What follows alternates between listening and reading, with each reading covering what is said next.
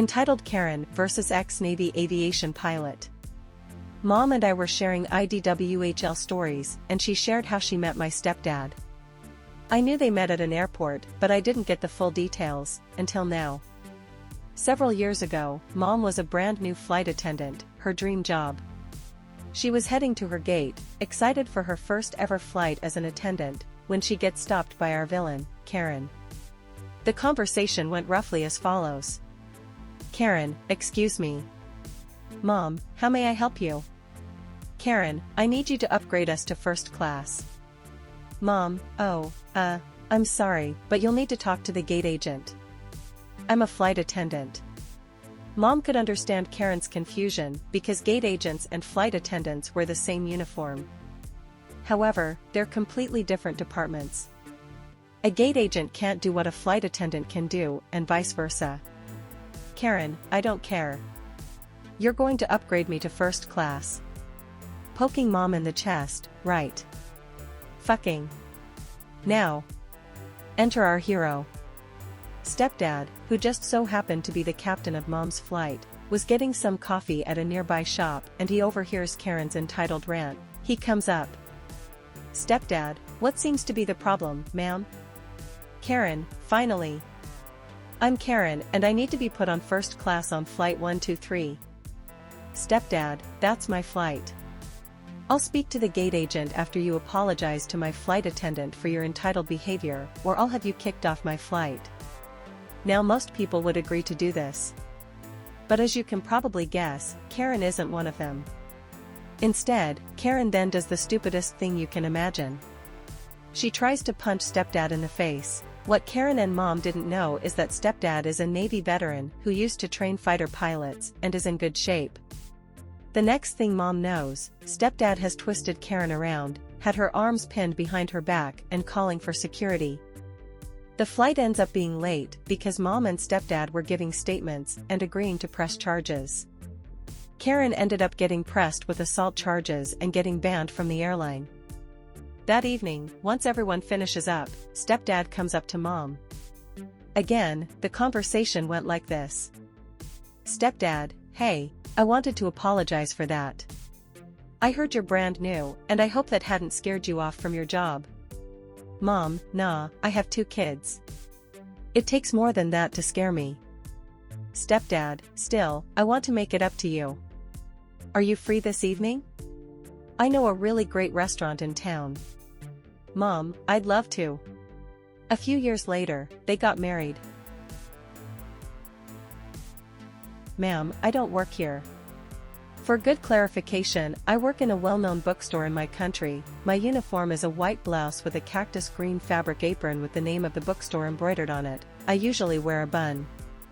Normally on my lunch break I usually go to the cafe next to the bookstore. I'm already a regular customer and both the owner and most of the employees know me by my name. Keeping that in mind, the situation was this.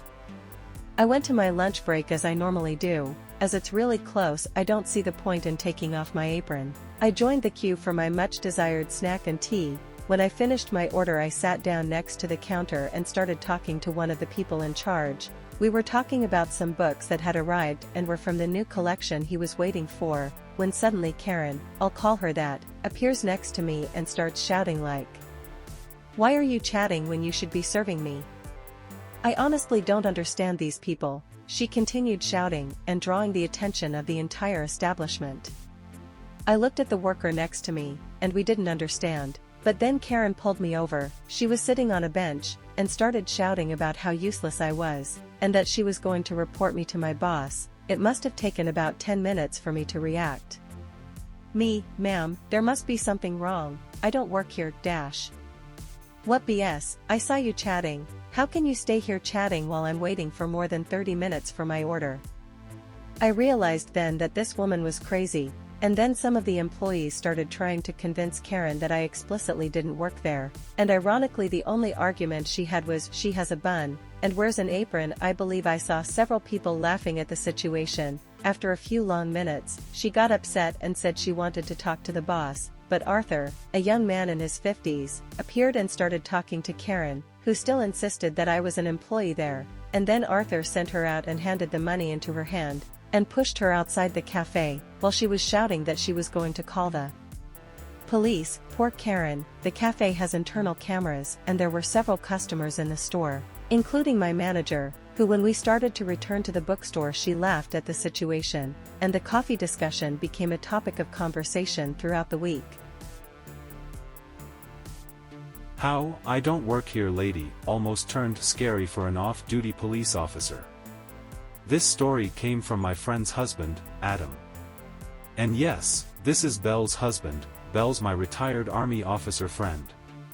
Adam worked as a police officer from the late 90s early 10s until being injured in the line of duty. One December evening, Adam was finishing up his shift when Belle, who he was dating at the time, called him, asking if he could pick up a couple of last-minute things for a Christmas party.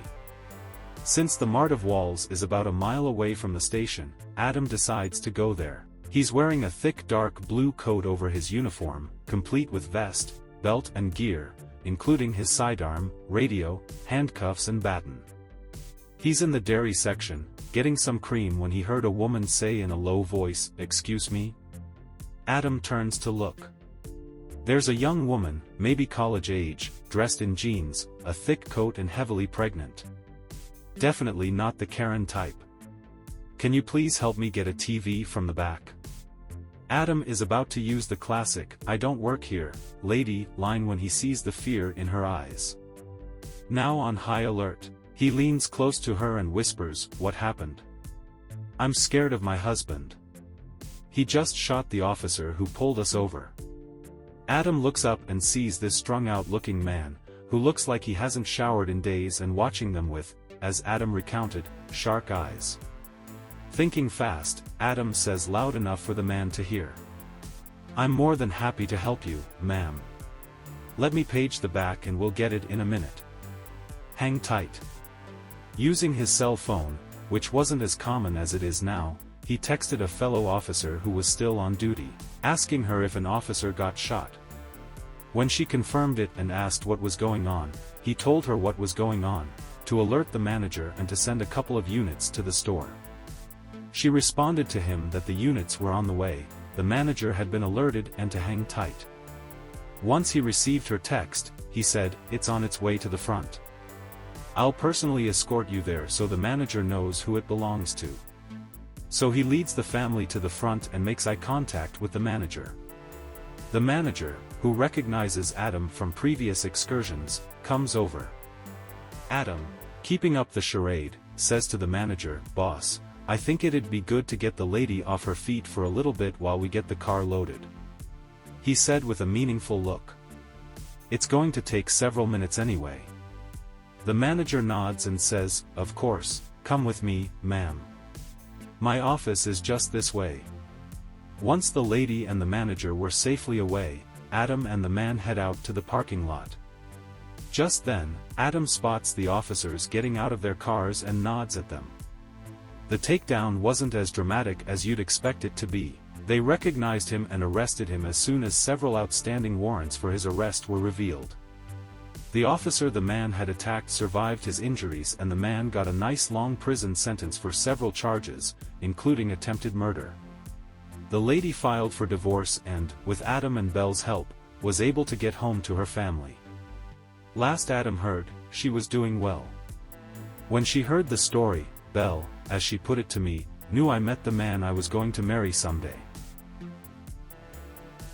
I don't work here, there just weren't any carts. So this is my first post on this sub, pardon any formatting weirdness. Also, it's not really dramatic, I figure we could all stand to use some wholesome energy once in a while. I work DoorDash in a developing area of my city, and last night every single order I got was a shop and deliver. For those unfamiliar, that's a type of order that's basically Instacart. We go into a grocery/convenience store and actually shop for items to deliver to the customer. I usually jump at these as they tend to pay incredibly well for the time required. Well, last night I got 2 orders at the same time for a chain drugstore, think a green wall, and pulled up. First things first, my appearance. Anyone looking at me would be greeted by an overweight man wearing black gym pants and an unbranded black polo. This is important for later. So I walk in, and my luck, this location doesn't have any carts, meaning I get to find a way to balance everything between my arms. My luck again. The store recently installed those god-awful screens by the drink fridges, literally massive screens that obscure the drinks themselves and show you pictures of where the items should be.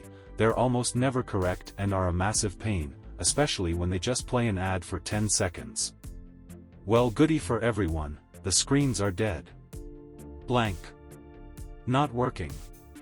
That means no one can see what's inside the fridge unless they open the door. Great design, October 10th, so many notes. Well, as I'm looking for one of the drinks on an order, they were out, two young men, maybe late teens to early 20s, round the corner and immediately see the problem with the drinks. The following exchange takes place: me equals me, YM1 equals young man 1, YM2 equals young man 2. YM1, man, are they dead?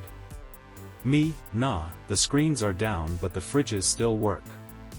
YM2, oh, cool. Hey, where's the juice?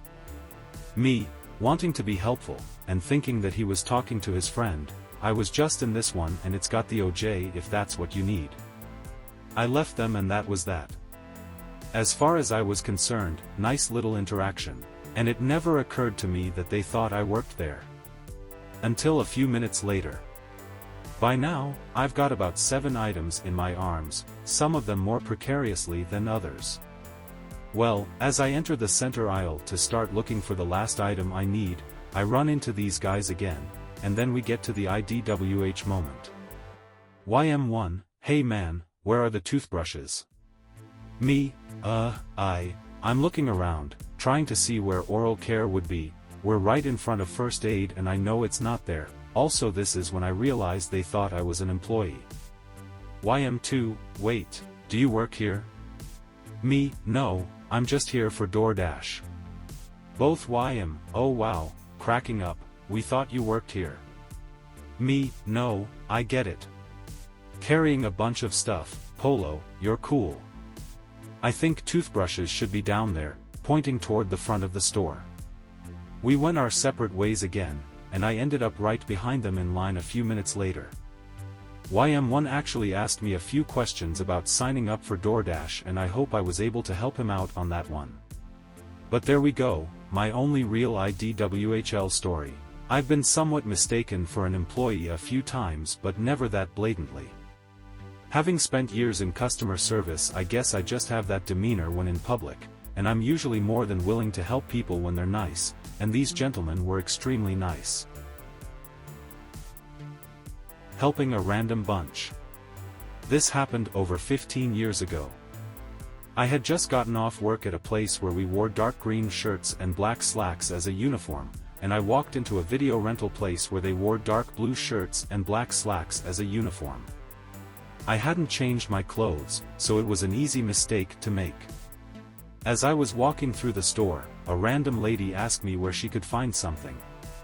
Being familiar with the store, I told her where she could find it and I went on my way. A few moments later, another woman asked for help, and I helped her. Right after that, another person asked for help, and I helped them. In less than 10 minutes, I helped about 12 people find what they were looking for, and I thought nothing of it.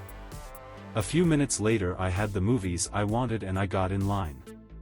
As soon as I got in line, I recognized the person in front of me as one of the people I had helped. I said, "Hi," and had to explain that I didn't work there when they offered to let me go in front of them. Word quickly passed to the front of the line that the helpful employee was at the back of the line and claiming he didn't work there. The kind lady at the front of the line was the first person that I had helped that evening, and she had known that I didn't work there and was only asking a stranger for help. After a very brief argument, during which I refused to move up in line, it was understood that I was just a random gentleman that was very helpful and polite. It never occurred to me that the majority of the people I was helping thought I worked there until that moment. When I got to the front of the line, the first random lady that had asked me for help was still there. She was kinda waiting off to the side. When the clerk told me what my total was, this sweet, polite, random lady stepped forward and insisted on paying for my rental movies.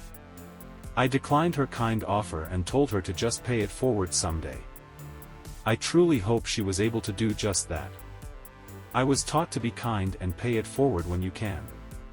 It turned out that just being kind and helpful that evening was enough to pay it forward.